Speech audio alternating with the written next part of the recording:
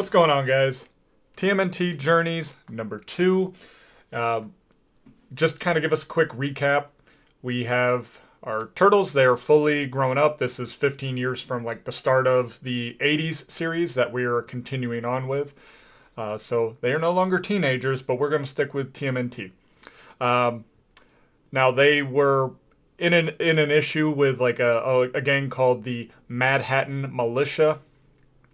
They managed to escape, and unfortunately, Mikey, he gets hit by a bus. He gets taken by somebody who was kind of watching, and Donnie, he was on a snowmobile to escape, and he stumbles across an armored truck in the subway. And April and Casey, they're married, and they are expecting their first child. And so they're heading to the doctor's office to see if there's some good news there. Meanwhile, their adopted daughter, Shadow, she is living with Master Splinter, and she is training with an individual named Metalhead. And I didn't understand Metalhead because of course, who we know to be Metalhead, right? The robotic turtle. This is not the same Metalhead. This is somebody who has like a strange power over their hair. Like they were fighting with their hair. So I didn't fully understand all that. And also, we started off the series by taking a look at somebody who looked like the Fugitoid, just kind of like bulked up, or Professor Honeycutt. And this individual, along with some Utrams, were doing something on the moon. And not a whole... we're not entirely certain as to what was going on up there. So that is a quick recap from issue 1, and we're going to go on into issue 2. And again, we have Laird's cover here. And I always appreciate Laird and Eastman's artwork. I don't know if it's just because it's the original creators, but something about this just really always stands out to me as far as their turtle designs. There are things about Laird's work in particular. Same probably could be said for Eastman when it comes to their human drawings, and I will elaborate on that as we go along. So, our story opens up. We have Mikey here. He is in what looks to be an ambulance. We have paramedics tending to him. He's starting to wake up from his encounter with the bus there. And now he's a little confused as to what's going on. You know, all he knows is he's strapped to a table. He's got people around him. He's freaking out a little bit. So he breaks free and makes his way to the door to escape. But holy shit, he's up in the air. This is a flying ambulance. And I will say, for a flying ambulance, man, it's really easy to open up that door. Now, I understand that the paramedics need to get in and out of there, but perhaps when they're in a flight procedure, maybe not so easy to open that door, because, Mikey, he's still recovering from his injuries, and he falls what looks like to his death. And here we get a little cover shot here. It's the same exact shot, just a little bit different. Like as far as his positioning and all that. And he is saved by a winged man named Raptar, who comes in, saves him, and even the paramedics, they just kind of felt like, oh, I thought he was a goner. And then Raptar he's up and away, he's gone. And that is where we're going to leave Mikey for right now. We're going to catch up with Raph and Leo here, and they're making their way back to the lair, and I do like that it is like protected, right, by... You know, you got to punch in a code, turn a dial, and then that opens up a door. And, you know, it's not just as easy to get in like what we've seen with some of the cartoon series or even the movie, where it's just out in the open for anybody to come in. Because, as we know, that posed some problems in the movies. So it's a little bit more well protected, and it kind of shows that Donnie can use his skill to help keep his family safe. So they're happy to warm up from the winter cold out there, and they're discussing how they are anticipating Casey and April's call to see if there's some good news, because I guess Casey and April have been trying for a few years to have a baby and have had no luck. So hopefully things go good. And also kind of reflecting what it was like to have a little shadow running around, and how they all seem to really like that. Leo's like, okay, should we go find the other two? And Raph's like, Donnie can handle himself, and Mikey, he loves this kind of weather, so he's probably out there just goofing off anyway, playing out in the snow. And I think that's more or less Raph just doesn't want to go outside again. He's like, nah, fuck it.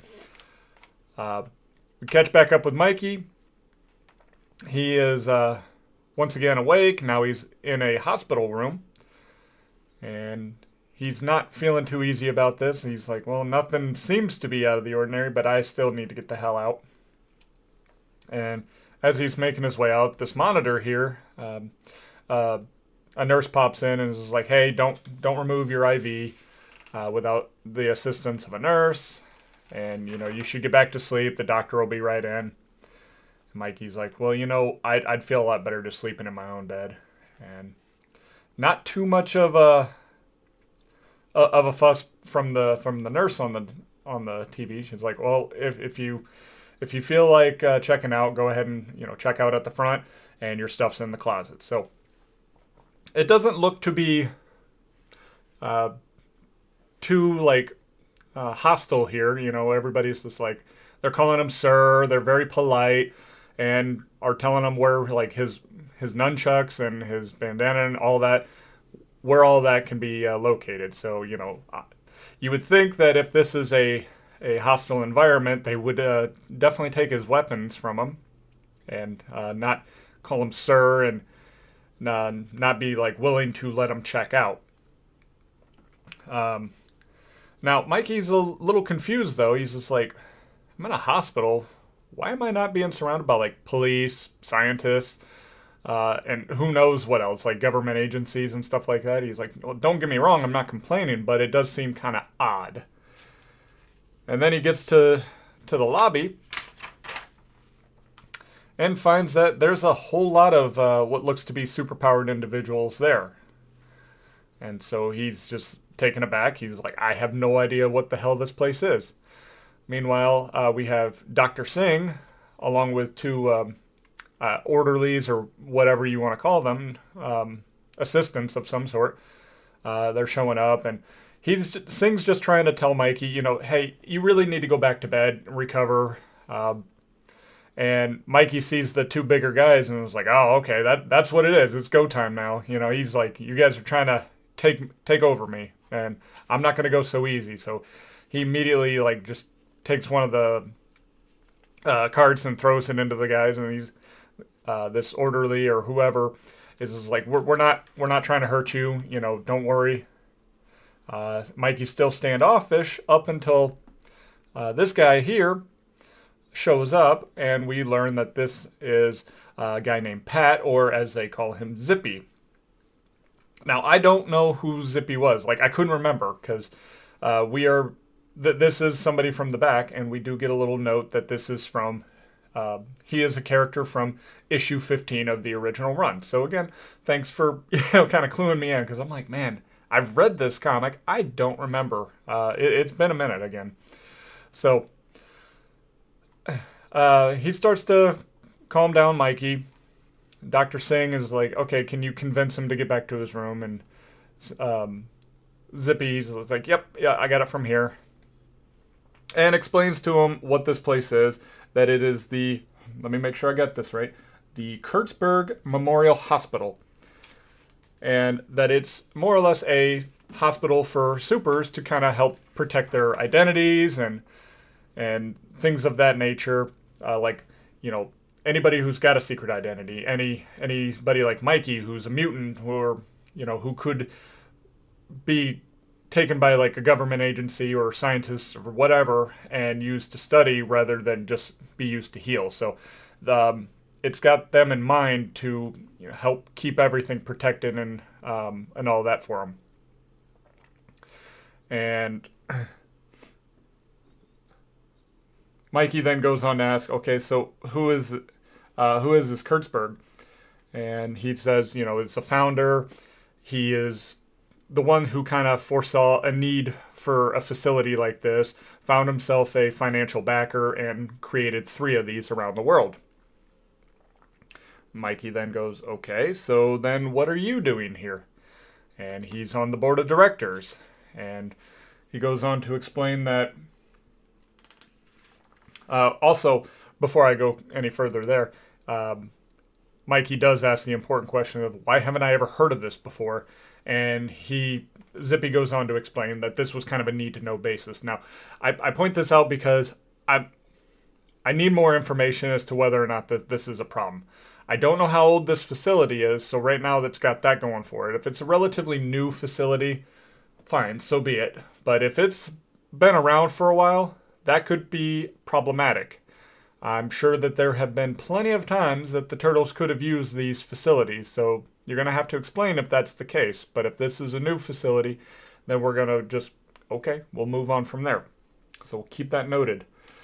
But again, yeah, he's on the board of directors, and he saw that he was actually in for a meeting, and when Mikey came in, and he let everybody know that Mikey's one of the good guys, and there's no need to be too worried about him because Mikey was knocked out from the bus. Now, Mikey forgets that he even got hit by a bus. He's like, I just remember kind of falling on my butt and that was it. And Zippy's like, well, that's all the more reason for you to get some rest. So you go ahead and get there and I'll see you in the morning. And now we're done with Mikey. So we cut back over to the lair, and Donnie comes running down the stairs and he's like, guys, I got something to show you. And what we have here is Raph and Casey Jones. So we have no information as far as April's appointment, so the only thing that can be assumed at this point is Casey simply dropped off April at her appointment, because Casey does not seem to be showing any kind of emotion one way or the other. No sadness, no extreme joy, nothing like that. So he's probably just there to kind of calm his nerves, because I don't know if you've ever had kids, but I have. This can be kind of nerve-wracking to figure everything out. So it's good for him to get out there and hang out with his bud. And so Donnie lets them in on, it's like an old 70s armored truck, and tells Casey to, after Casey's like, hell yeah, let me get in on that. Tells Casey to go ahead and grab his tools. Tells Raph to go get some fresh diesel. And so then they say goodbye to Leo and head out. Donnie explains how this came about, the snowmobile blowing a hole in the wall. And again, I said it was a little convenient then. But moving on, they start to speculate as to why the truck's there, like, what it is. Donnie thinks that perhaps it was part of a bank heist, used the abandoned tunnels to get there and boarded itself up. Or, obviously the occupants within it boarded it up. So they get to the truck. They can't see in there. They go ahead and open up the doors, and we do see bodies left behind. So, not sure as to what caused them to pass. It's doubtful that they just stayed there and starved to death. So, especially with some of the other evidence that we'll see later on, there are bullet holes, or at least bullet dents. I mean, it is an armored vehicle, so unless it was a super high caliber round, it ain't gonna go in there so easy. But yeah, we do see at least 3 dead bodies, because there is one in the back.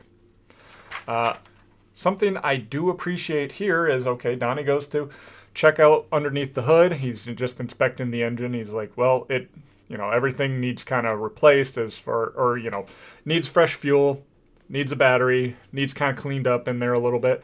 And I appreciate that quite a bit, because the battery is going to discharge, yes, but also the fuel is going to be bad.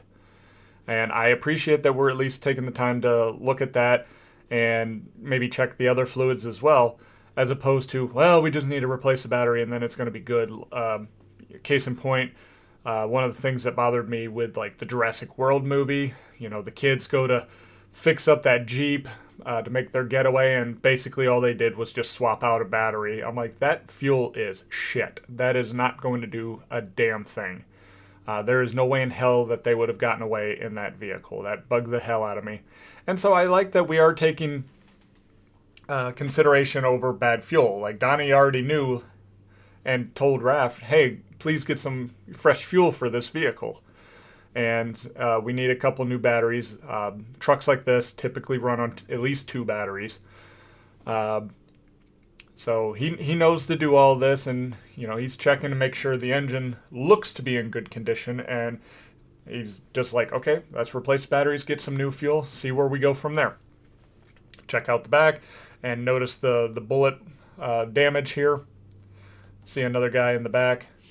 And like I said, it's doubtful that they just sat there and starved to death.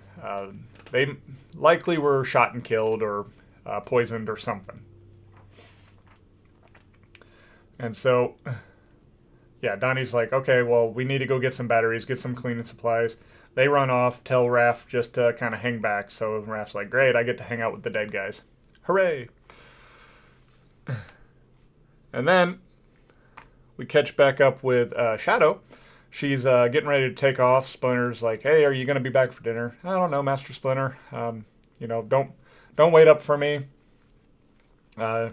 And then some inner monologue about how, Splinter seems to be kind of a mother hen as she's taken off, and but she still appreciates all that he's doing. She's having like that teenage rebellion phase about her. And she meets up with her boyfriend, and they kiss. They decide that perhaps they should go to the old farmhouse and cozy up with a warm fire. And he remarks, well, last time we tried that, we got the cops called on us because that's supposed to be an abandoned place. How about I come over and meet this grandfather of yours? And Shadow's not keen on this idea. She's like, I don't know about that. He doesn't really take to outsiders and stuff like that.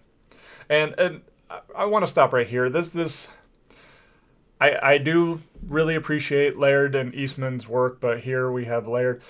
Sometimes with his female characters, to me this kind of looks a little bit more cat-like of a person rather than like human. It's a little goofy looking for me. And I'm not trying to shit on it because, again, I really love and appreciate it, but I don't want to be just coming off as straight up fanboy, so I do want to point out some things that just don't necessarily work for me.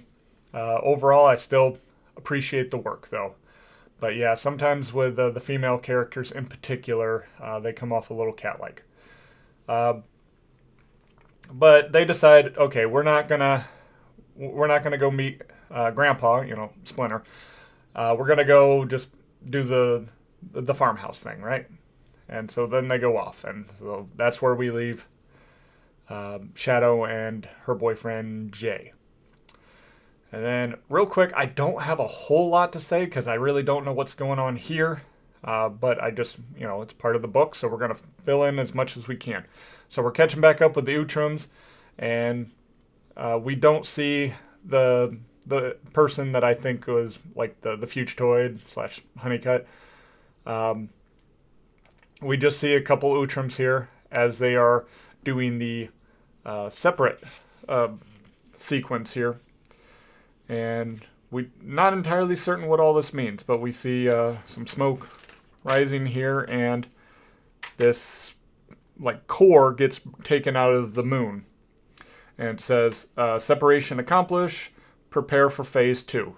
Whatever that means, not 100% certain, but being that we're dealing with Utrums up in space on the moon, probably not a good thing.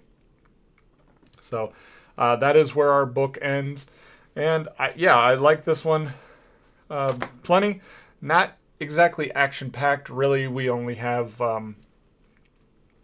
we only have like the little bit with Mikey fighting with the hospital staff there, but where we lack in action, we're getting plenty of story going forward that leaves me very interested in continuing on and seeing what issue 3 is going to give us. I have a feeling that this hospital, though seems good, might be backed by somebody who's not exactly the most savory of people, because they kind of just gloss over that, but you still get like an uneasy feeling about the place. Kind of like the a little too good to be true kind of feeling. And so there might be some shady dealings somewhere. And the only thing I can think of is like whoever was financially backing this place, what it might lead to.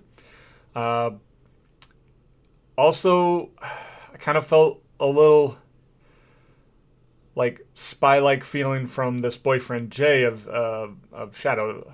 Uh, she, or sorry, he is kind of interested in meeting this grandfather. Now it could just be simple, like I'm just trying to get closer to you kind of thing. But I think that we're showing this because there is more to it than just that. Like he's probably not all on the up and up. So those are my thoughts on this. I have no idea what the hell is going on in space. I'm very curious to see what that is. Um, I've seen the Utrams do both good things and bad, so who knows? But my gut instinct is they're not doing something that's going to be great, and that's going to be a problem that is going to have to get dealt with by the turtles. But we will see when that time comes. So far, 2 for 2. Pretty happy with this. I don't know. This is that nothing really stood out negatively towards to me on this one, so I'd probably say that this is at least an 8 out of 10. Story's pretty good, just not a whole lot of action going on there. But I was a-okay with that because it wasn't like in that other series that I've been reviewing where we had that Leonardo book where every time there was going to be some action, we just cut away from it and move on. This just didn't have that opportunity, so I'm a-okay with that. It didn't annoy me quite as much. It's like we're just getting some nice story going on here. So, so far, if I was to base whether or not I would recommend the series off of these first two, so far, yes. I think what we got is pretty good stuff and pretty interesting. And again, I like that we're revisiting the '80s series and just going forward with time and seeing how these characters have all evolved. So, but yeah, this is a pretty good series, and I would recommend at this point. But that is all I have for today, guys. So until next time, take care and God bless.